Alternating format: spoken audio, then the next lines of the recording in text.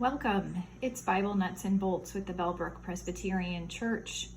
How many books of the Bible are there? If you have a Bible handy, open it up to the contents page. It should look something like this. There are 66 books in the Bible. 39 of these are in the Old Testament. They begin with Genesis and end with Malachi.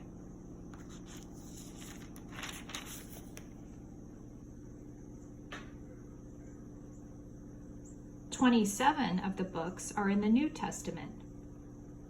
They begin with Matthew and end with Revelation. Some of these books are historical, others are poetry. Some are law, others are prophecy. Some are letters, and others are gospels. All of them together form the Bible. See how many you can familiarize yourself with.